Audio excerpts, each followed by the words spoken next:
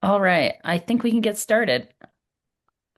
And if anyone shows up late, they can just jump in wherever we are. So, hi everyone. Welcome back to our Ask a Greenhouse Expert webinar series hosted by Ceres Greenhouse Solutions. Today we will be discussing greenhouse cooling strategies. My name is Miriam and I will be the host for today's event. We also have Haley here to help with facilitating questions and keeping us on topic, and our regular panelists, Josh and Marc. In order to maximize our time together, I'm going to skip over their bios and introductions. So if you'd like to learn more about their roles and backgrounds, please check out one of our past webinars on our YouTube channel or visit our website. We invite you to ask questions at any given point in the Q&A section. Please keep the questions relevant to the topic at hand, or we will probably skip over them. Also, in terms of relevancy, if they are a little more broad, that way they can pertain to a broader group here, that's great. If we don't get to a question of yours, feel free to still ask it and we can email you. Also, this event is being recorded and will be available on demand in a follow-up email and on our YouTube channel and website. Before we get into it, as usual, we have a quick disclaimer. The information provided during this webinar is for general informational purposes only and is based on the expertise and knowledge of our greenhouse specialists. The advice and recommendations provided are intended to assist attendees in understanding various greenhouse systems. Participants are encouraged to consult with a qualified professional or conduct further research to address any specific concerns or requirements they may have. The hosts and organizers of this webinar are not responsible for any actions taken based on the information presented. And with that, let's just jump right in. I think to begin with, we're going to have Josh do a little bit of an introduction on cooling strategies for different geographical regions. Josh? Okay, thank you, Miriam. Hello, everybody. All right, let's just dive right into this.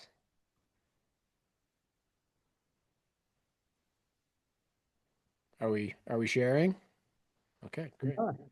So I think for starters, it's important to say definitely in the summer and sometimes all the time, like also in the winter sometimes, depending on where you live, greenhouses are and can be very hot.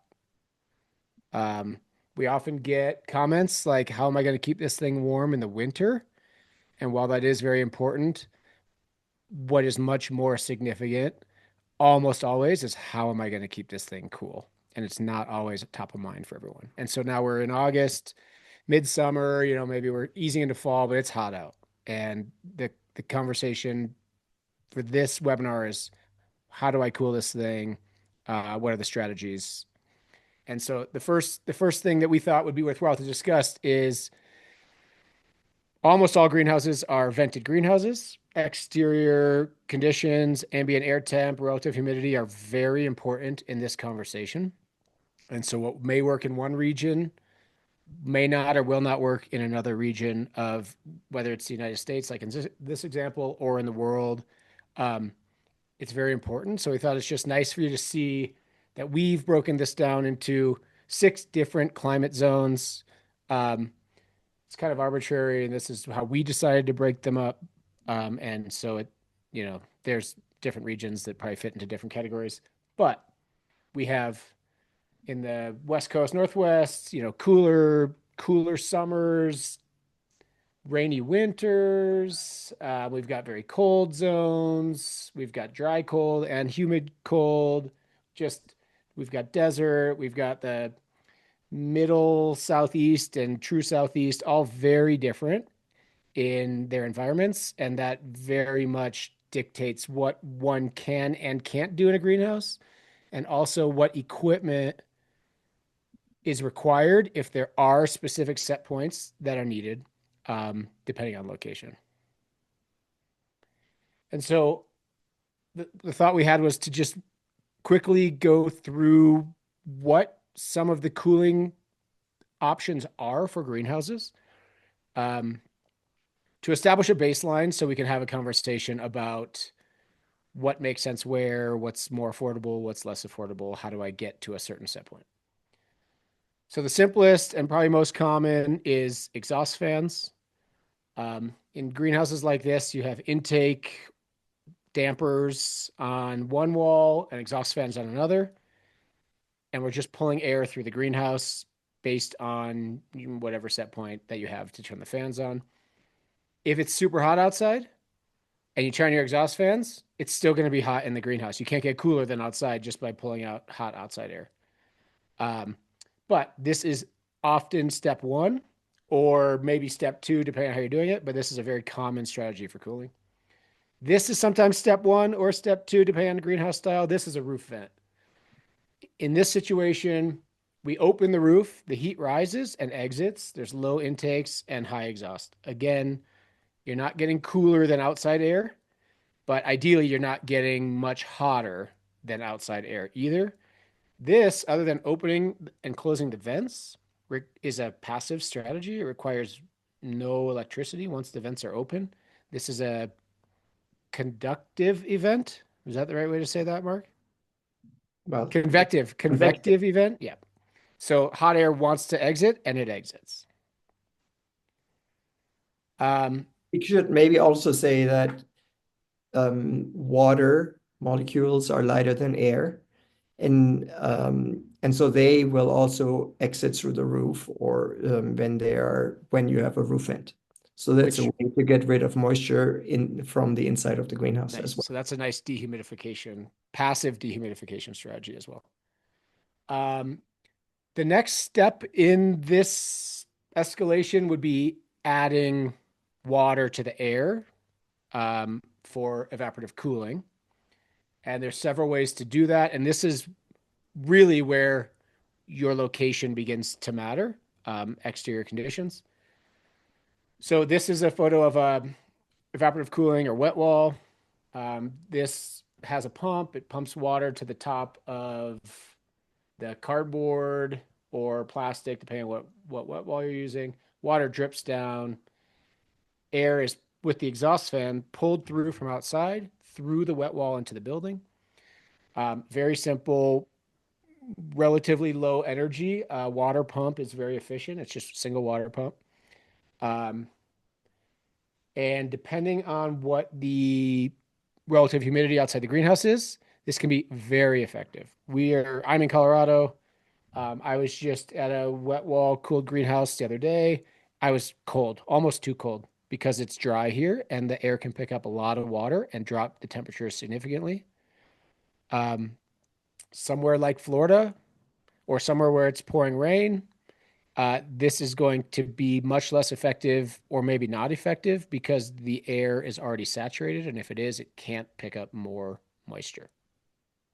Can I add maybe two other things to that Please. that people ask frequently is, oh, would it be good if I would cool the water that's running through the wet wall? And the answer to that is no, absolutely not. It's not worth the effort, number one. And more importantly, what is really important is how much water you're evaporating. I know that we had this in physics class in school a long time ago. It actually would be better if it actually would be slightly warm. But the point is, we do not want to cool the wet wall water. And the other thing that we see quite a bit in greenhouses that we visit is that people have the wet wall running, but they have vents open as well. So that means sometimes it's a roof vent. They think, oh yeah, the roof vent cools, but then they have an exhaust fan and a wet wall, and all the air is coming through the roof vent to the exhaust fan, and it doesn't go through the wet wall, which is, of course, not helpful, right? So in the moment that you're actually running a wet wall, every other vent needs to be closed. Okay. Next is also evaporative cooling, but this is our high pressure fogging system.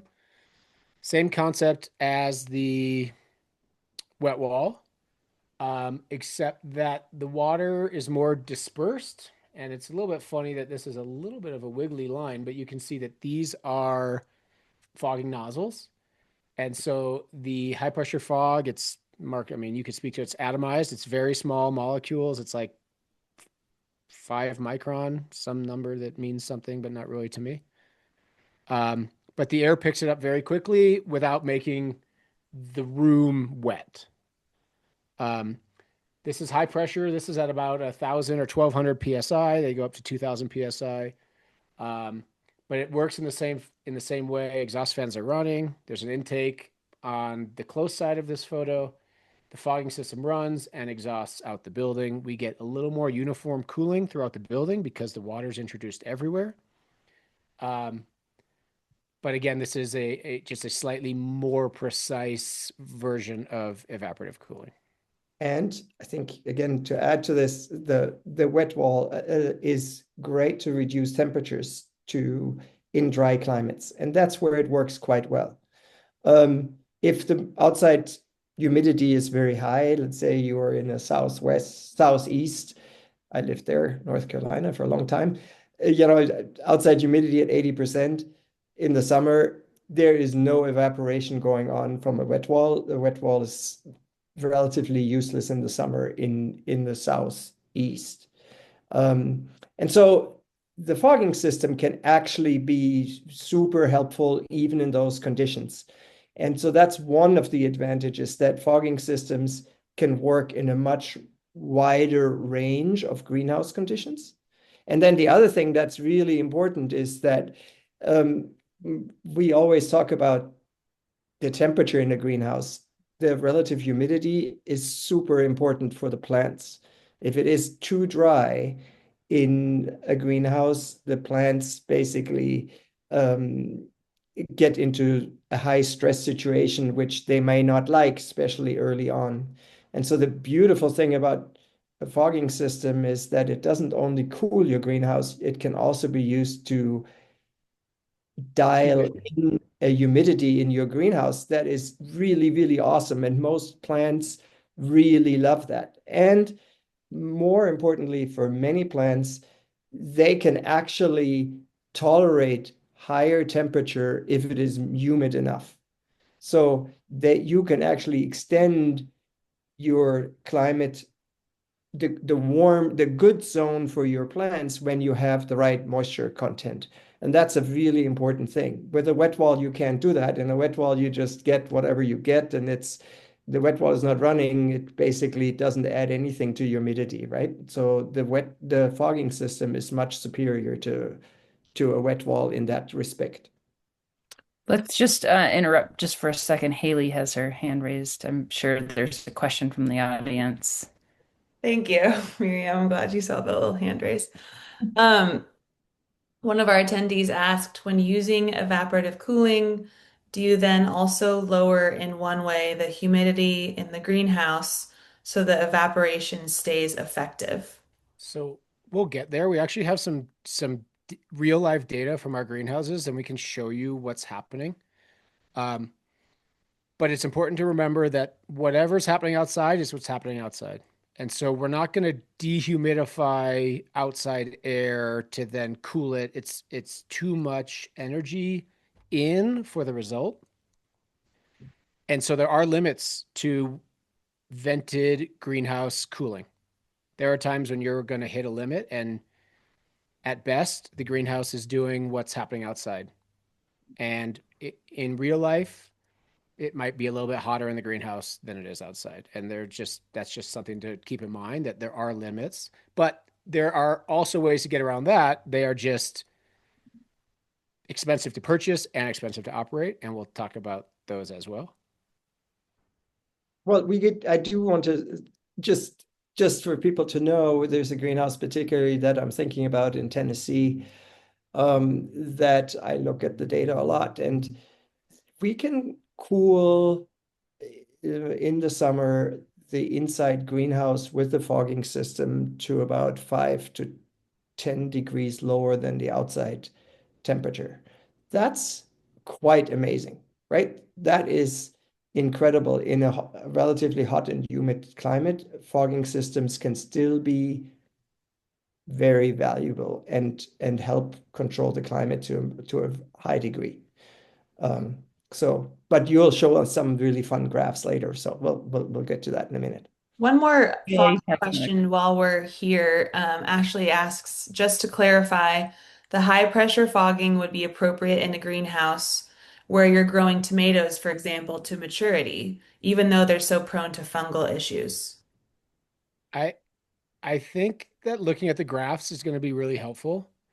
Um, just because we're fogging doesn't mean that we're making it more humid. So it's really important, and sometimes it's a little bit hard to sort out, but we're not talking about humidity, we're talking about relative humidity. And so often, even though we're adding moisture to the air temperature is warmer. We're trying to cool, so it's a hot moment. And the RH is actually quite low. It's lower than it is with a greenhouse. Um, I think the majority of your issues, if you're trying to grow vining tomatoes, is probably at night when the air temperatures are cooler and the RH is higher.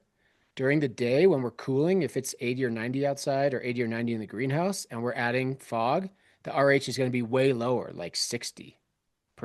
And so we'll show you that. And it's kind of a mind bender, but it's the graphs help to see that. And then if there's more questions about it, we can talk about it more. I do want to add, though, that when we say fogging and you see these pictures right now, they look like it's a true fog in the greenhouse. That's actually not quite true. What happens is the fogging system is normally controlled to be on and off for certain periods. You do not want the fogging system to be running for, all day long. It is usually set so that it's on for 2 minutes and then it's off for a minute or two. And you stagger it that way so that the greenhouse will always have a time to adjust. And the reason you do that is so you don't actually oversaturate your greenhouse environment, which then would lead to water dripping onto or condensing on the leaves, which would then cause all kind of diseases. That can never happen. So the fogging system always comes with a controller so that it comes on and off, so that there is no water on the plants. Okay, we'll go to the next one, which is mechanical cooling. So this is a giant leap in cost, operational, and capital, but also a virtually fully controllable option for any location. This is a test facility for lettuce in Texas in the summer. Um, but this is a heat pump that has heat, cool, and dehumidification. Um, it can do all three of those things, and to a very precise temperature. So if the client says, "I want to be 75 degrees in the middle of summer in Austin, Texas," then we just size the heat pump to be able to handle those loads we're getting from the sun, and we can hit those numbers. So it lives on the north side of the greenhouse. There's in this upper picture, the ducting is actually outside, but the more current iteration is that there is fabric ducting on the inside, and you can see it here on the greenhouse. These are larger greenhouses. They have three heat pumps. These are eco packs that all work together. But this is a full heat cooled dehu mechanical system that is very precise in what it can do for a greenhouse. We use these in research greenhouses and other greenhouses where very specific temperature and humidity control are required. It is really not for the average grower or farmer. It is too expensive really for that. But it is an option, and so it's important that we just show you what it is. So then the last part of this, which isn't really a cooling strategy, even though it is a cooling strategy, is shade. And so we can offer in any greenhouse a shade system, and we have shade energy here because they can also work as a little bit of a blanket in the winter to hold heat in. But shade cloth is interesting because depending on what you're growing and your location, we can choose an appropriate shading percentage to use. So there's different fabrics that some shade more, some shade less. to deploy in your greenhouse to hit the lighting levels and ideally the cooling to help cooling to get you to where you need to be. What we often do is have exhaust fan and an intake damper above the shade system so that as it heats above the shade system, we can push that air out of the greenhouse. You can also do this with a roof vent, either with an open weave fabric that's a true shade fabric, or with a closed weave fabric that works more as an energy curtain, but then you have to crack the system open so that the hot air can exit through the roof vent. But the main takeaway is that for a cooling scenario, we almost always now have a shade system incorporated with some sort of the cooling systems that we just discussed to, take a bite out of that heat step by step to get our clients to where they need to be with temperature. There's maybe also few more things to say about that. I'll let you go in a second. Just so for the smaller greenhouses that don't have automated systems like the ones that you're showing here, you can make that a very simple system with some grommets in the fabric that you can buy in almost any size, and then install that like all over the summer in a backyard greenhouse, for example. You don't need to have a fancy system like these. These are very simple. These shade cloths can be less than $100. That they're in smaller sizes. You can get those, and they will be very helpful to you. The disadvantage is if you don't have it automated, it's just going to be on all summer long, a cloudy day, whatever. So you kind of, with an operable system, you can optimize the amount of light that the plants get, which is always very nice. And the other comment on that is that a shade cloth in the winter at night is also a wonderful way to increase the R value of your greenhouse. So you can almost double with a single shade system. There are some places that you would do a double. You can double and more your insulation value in the winter months, which will allow you to grow much further into the winter almost without heating by just having a shade cloth slash energy curtain. Haley, did you have a question or? Yeah, I think we got a lot of people intrigued by the fogging and the wet wall systems, and I just want to, I know it's kind of going backwards, but I think these are good questions.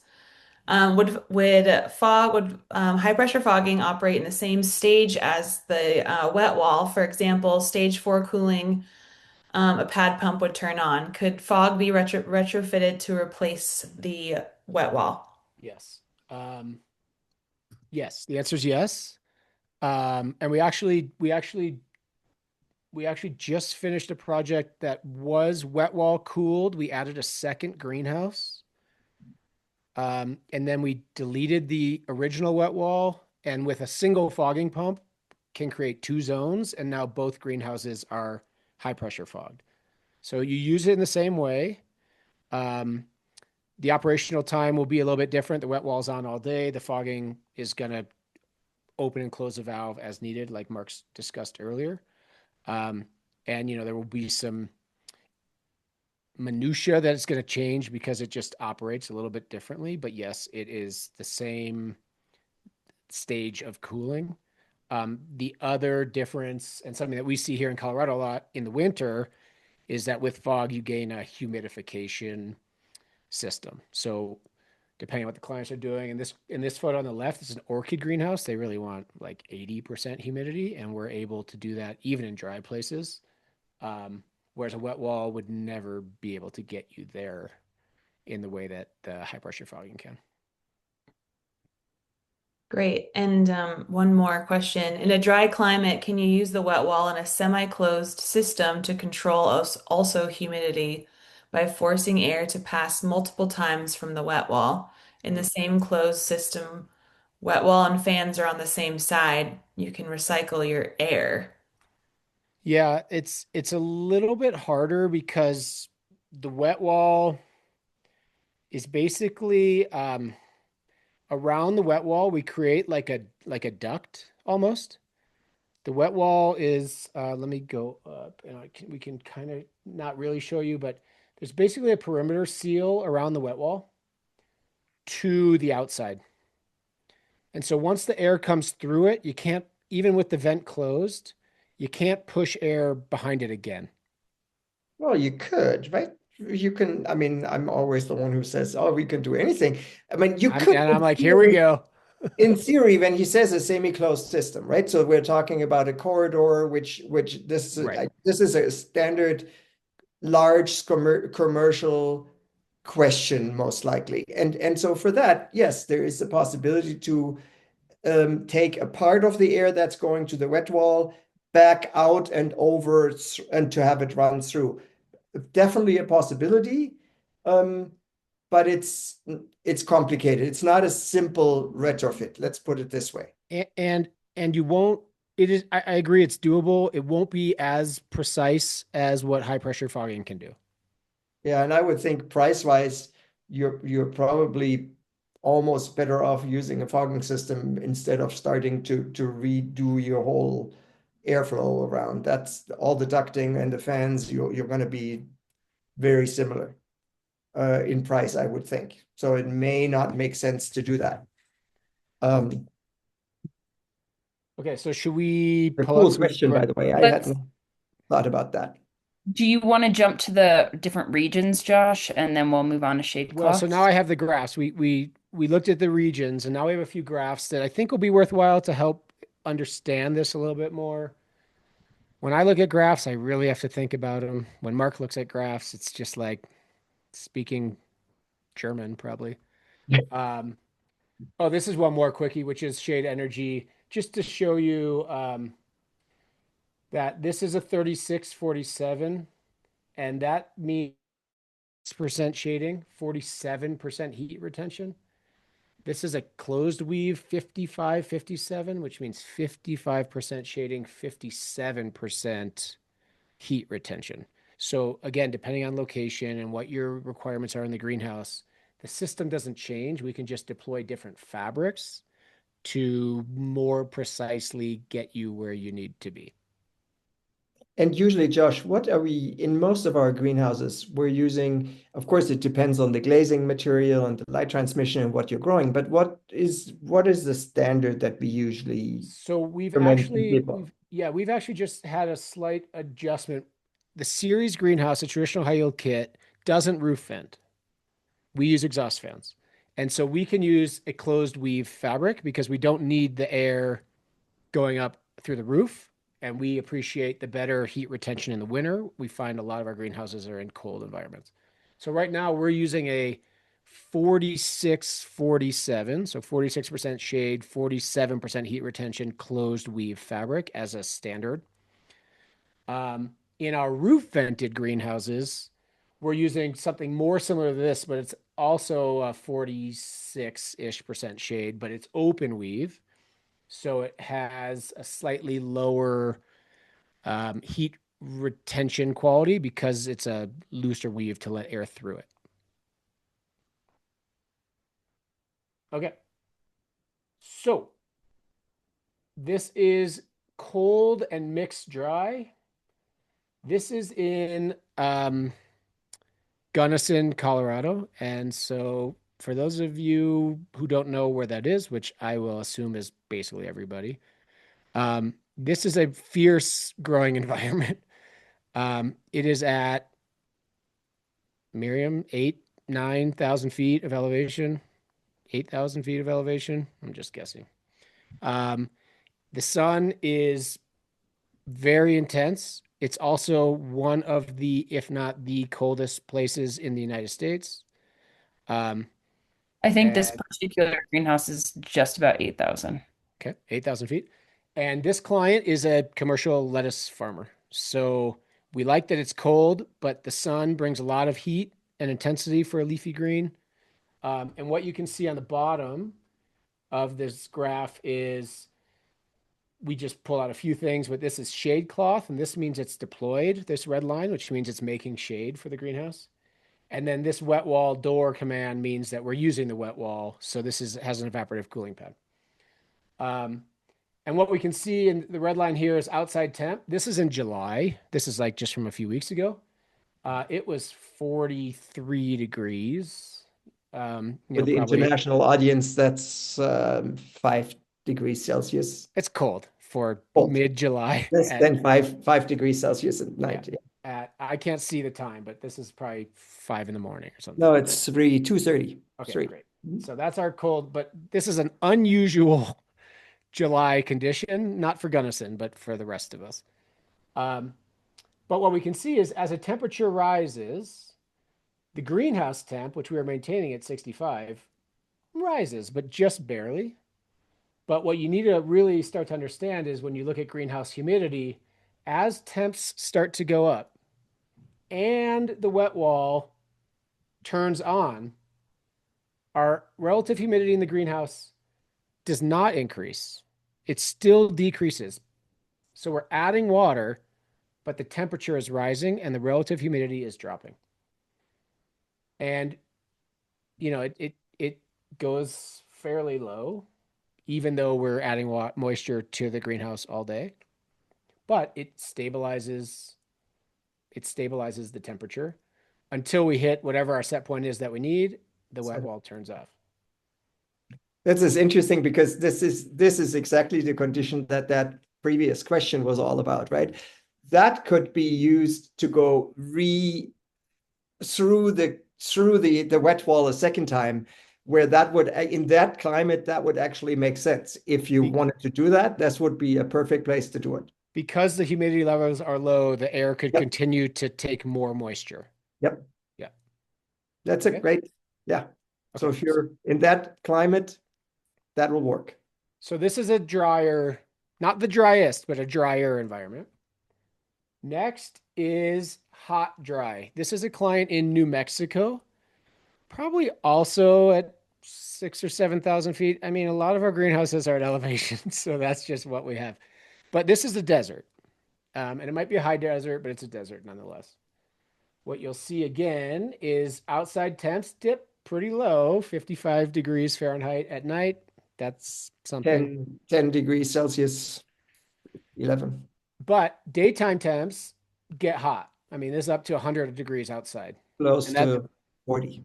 And that's probably very typical of what these guys see all summer. But if you look at the greenhouse temp, which is kind of a miracle, and we love this graph, this is a great graph for us.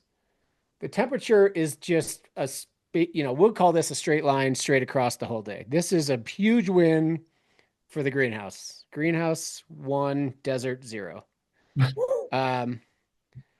But to see what's happening is the most important. Outside, early in the morning, the humidity spikes. It's cold air and it's relative humidity. And so the humidity is actually quite high considering it's a desert. And then the sun comes out and bam, humidity just completely drops out. It's a very dry place. This is high pressure fogging. The dark blue means that the pump is on and the gaps mean that the pump is off. So it's dark blue, the fogging is happening. And the little slits or the white spots, it's not.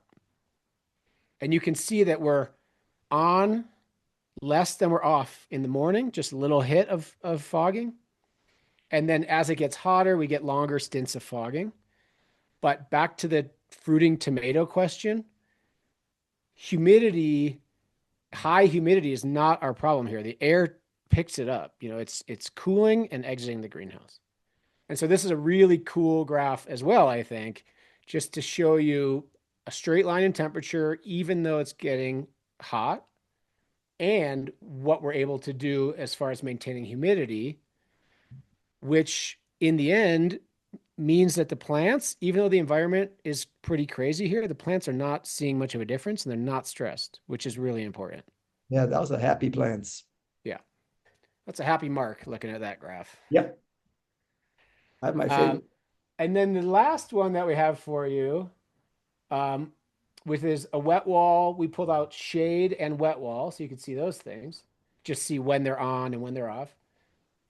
Is in New York. This is actually on Long Island, I believe. So surrounded by ocean, humid environment, in the Northeast.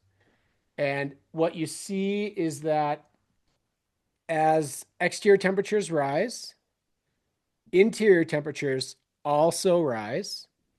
There comes a point where we're able to keep the greenhouse cooler than outside, which is also a win, but it's still warming. It's not a flat line like it was here. Look at this temperature line. We can really combat it, dry air. But when you look at this one, there's only so much that we can do because there's already humidity in the air, so the air can only take so much humidity. And when you look at the RH graphs outside, the RH is higher than inside. But at some point, we start to match it because as we're pulling in humid air, even as we're adding moisture, we start to be a little bit higher, but it just can only pick up so much air or so much moisture. So it limits the amount of cooling that we're able to create in the greenhouse. But it's pretty cool. I mean, I love this too, because really, when you look at it at starting at 1 p.m., basically, is when 2-ish, that in the afternoon, when it gets really hot in most places, is when we were able to reduce the inside temperature below the outside temperature, which is the afternoon, is when everything usually cooks. And in this case, you're whatever, almost 5 degrees and then more difference, which is pretty cool. I mean, that's still a success, and the clients are happy. That's a little warm for lettuce, but Well, okay. these guys aren't growing lettuce, but it does, For tomatoes, it's good, right? yeah. Peppers, it's good. And this is a good representation of if I'm in the Northeast and I'm trying to evaporative cool, maybe I shouldn't be growing lettuce in the summer. So you might be growing peppers or you might be growing tomatoes, or you're going to find something else that isn't a cool weather leafy crop for the summer months. And then you can always switch back in the winter. But I think that's really the important thing is that the the environment outside the greenhouse is going to somewhat dictate what you can and cannot do in a vented greenhouse, regardless of the systems that you have in your greenhouse. And I think just to make sure, right, we're talking about a wet wall operation in a relatively humid place, which is not as good as a fogging system would be, right? So the fogging system, you would think you would get the temperatures below the indoor temperature most of the time. With a wet wall, that's hard. Yeah, Um, and this one that's working so great has dry air, which is a makes it easier, and a fogging system. So, it's just better set up than this, which has humid out exterior air and a wet wall. Can you maybe speak to then what technology would work best when in like a very humid zone? Very humid. I mean, we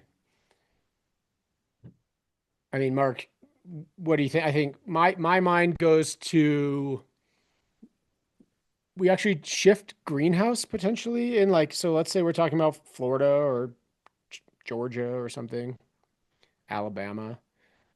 We would probably roof vent with shade, and then in an ideal world, we would have a fogging system that would turn on the less humid days, but on a super humid day, we're just shading and venting.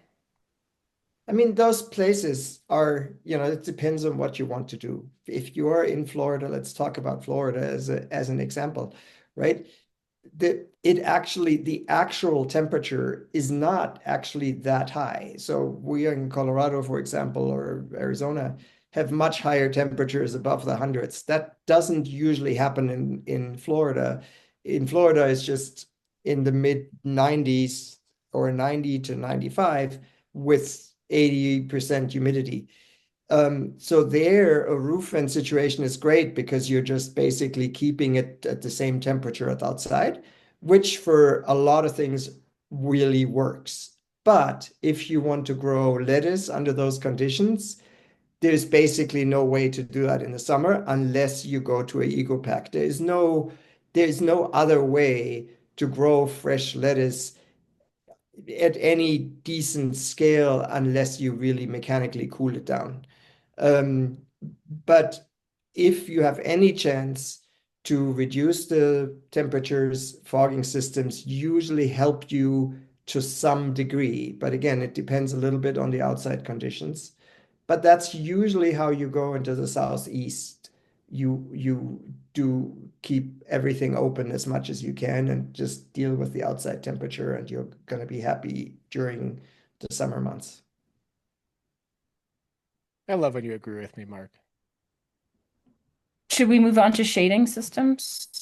Shade systems. Well, we kind of discussed the shade, but we can talk about glazing because I think there was a glazing question,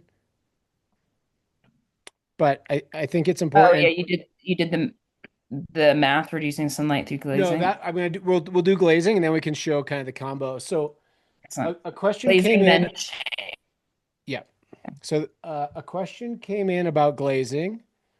Um,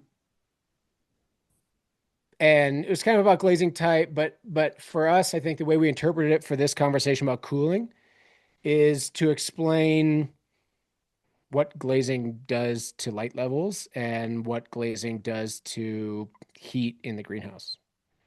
I mean, Mark, do you want to, Sure. and I have a glass slide after this one, so we can do Yeah, yeah, these yeah. and then I we can do see it. glass. Yep. So there are different glazing materials.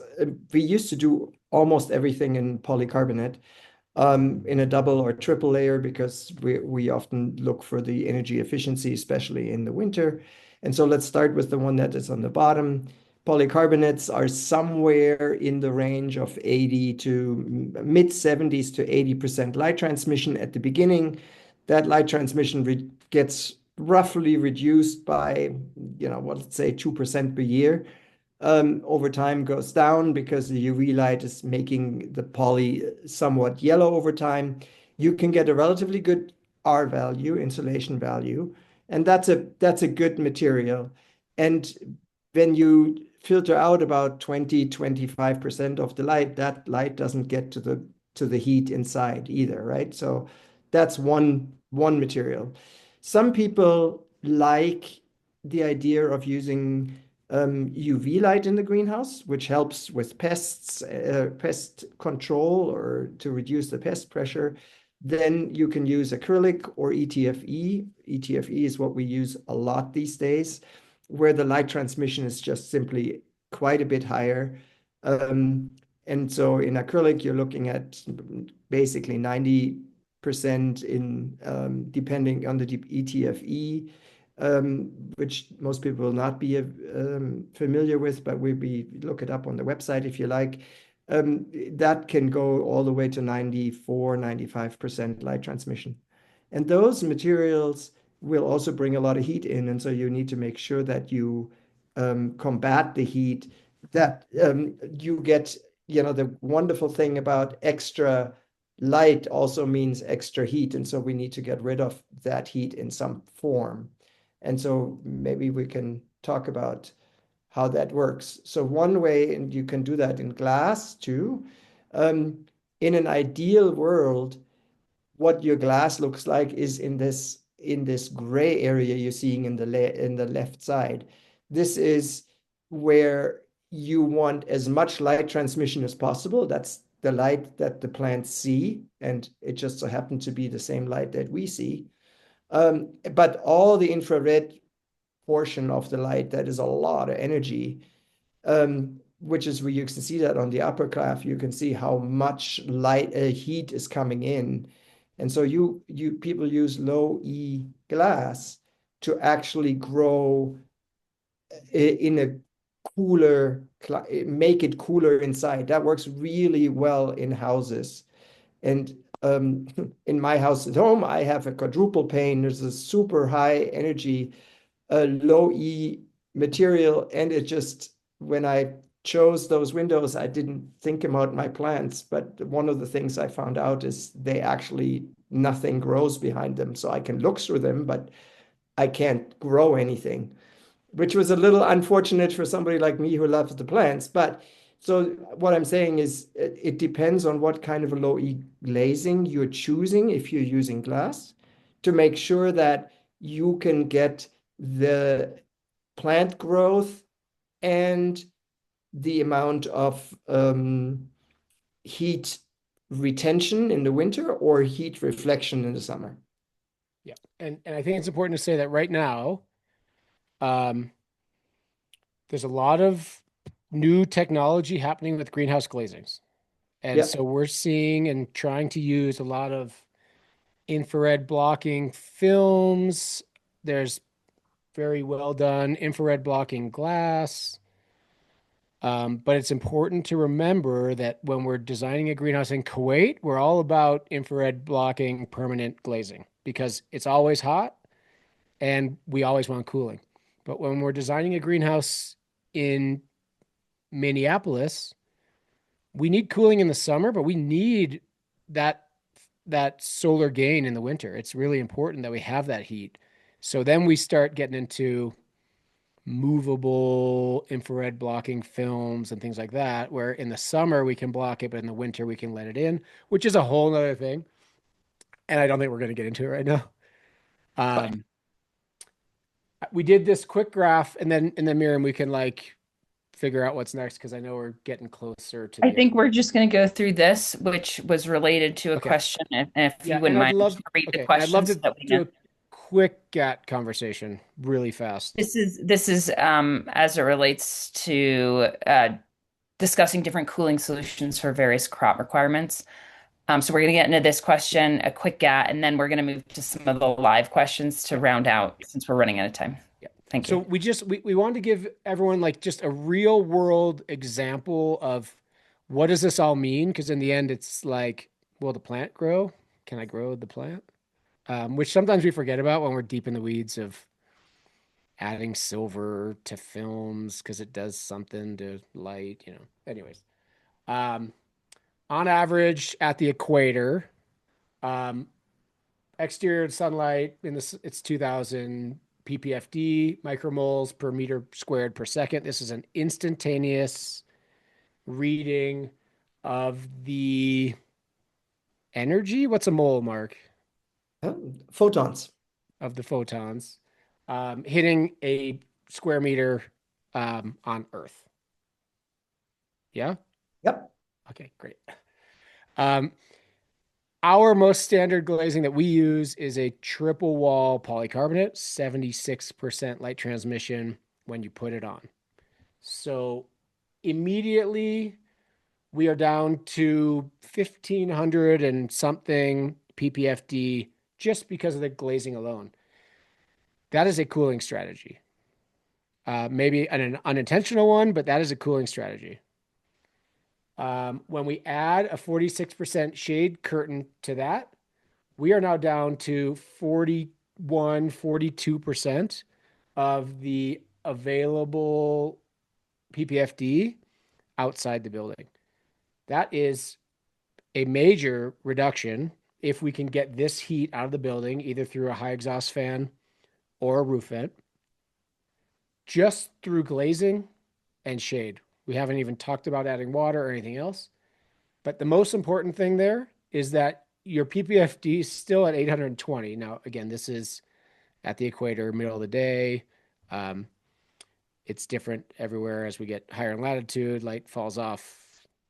You know, this is midsummer lighting. And what we just laid out here is what a tomato needs. A tomato can take 2000 ppfd all day. They do it outside. It's really probably what they were designed to take. But at 800 ppfd, micromole per meter square per second, tomatoes will grow and fruit very well inside, and we're there with all of that shading. And it's just a balance. You know, I think the point here is to show that there's a lot to think about when you're growing a greenhouse. Um, but there's a balance between light and heat, and we need both at different times of the year. And this just gives you an idea of what happens when we start using lower light transmissive glazings with decent shade curtains and what can still happen in the greenhouse in the middle of the summer. So hopefully this is a helpful slide for everybody. And we do share things. I mean, you'll be able to watch this video again and whatever, so you'll have access to this if you want to. But I just wanted to add to what you said, the Yeah, please. 2000 is measuring really on any clear day. In most of the US, you measure 2000. I've measured more than 2000, 2200, 2300. So the 2000 is what you're getting on a sunny day when it is not super moist out there. So in Florida, we're back there. In the middle of the summer, you actually won't measure 2000 because most of the time, because the humidity will just eat up some of that light. But in anywhere you have a blue sky to see, you get to 2000 at anywhere in the US. So. Quick Okay. Josh. Yeah. Yeah, really, really quick. So everything we've been discussing so far is about summer cooling. And we just want to throw this in really quick because there are moments, depending on where you are, where winter cooling is very important. Again, light brings heat. And where we are in Colorado, light brings a lot of heat, even in the middle of the winter. Um, and our GAT system or climate battery does a lot of things, but what it is very good at doing is cooling greenhouses in the winter without needing to use exhaust fans and bring in really cold air.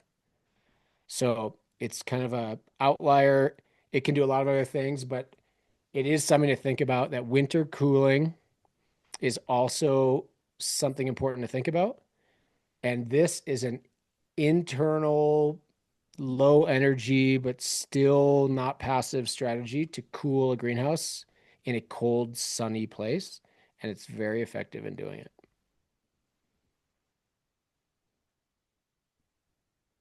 Haley, Should would you like to jump into some questions?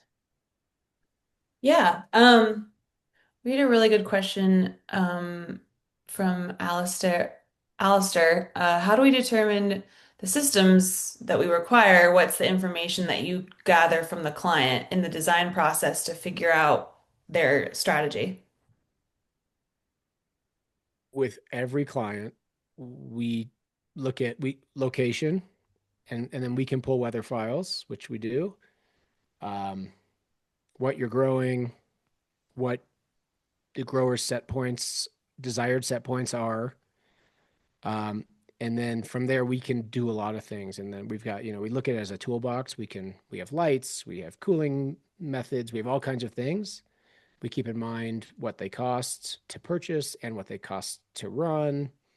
And then we, basically create a menu of options for the client that we think are appropriate. Um, each with its own cost because every system has a cost to it. And then with the client, we work towards what is the system that they want and are willing to pay for and that makes sense for them. So And I it's the same, every client we do the same thing, big, little, it's always the same process.